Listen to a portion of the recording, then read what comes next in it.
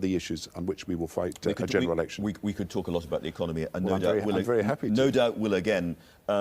If Cabinet Ministers came to you and said, listen, candidly, we've got more of a chance of saving some seats because we're going down to a terrible defeat at the next general election, if you stood aside, would you stand aside for the sake of the party? No, because I'm dealing with the issues at hand. I'm dealing with the economy every day. I'm spending so you take my the time handled revolver and shoot them? With the Chancellor. No, but I'm dealing with the issues, and I'm also dealing, as I've explained to you, with these constitutional issues, and I'm leading a debate on that.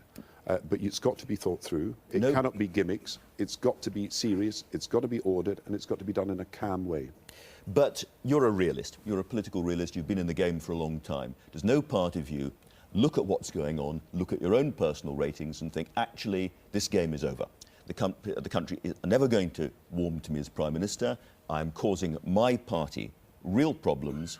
I've given it my best shot, and it is time to stand aside, let Alan Johnson, whoever it is, come in and have a go. Why not? You know, Andrew, look, things go up and down. You have periods when things are going down at the moment. Well, I would say that we've had good periods and we've had difficult periods, but we're going through the most difficult economic circumstance the country has faced. People are angry, rightly, because they are worried when they see taxpayers' money wasted on the MPs, and they are finding it very difficult for them in a difficult economic situation. Now, I'm trying to answer the economic problem. I think people know that we have taken action which is almost unprecedented in the history of this country.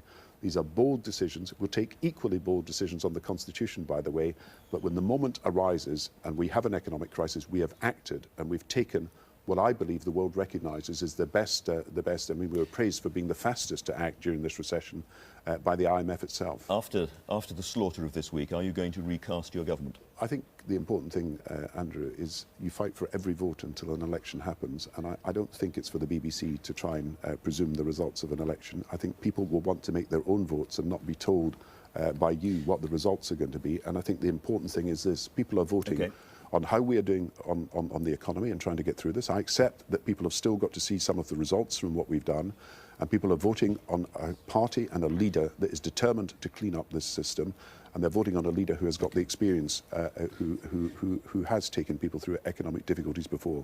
One final point.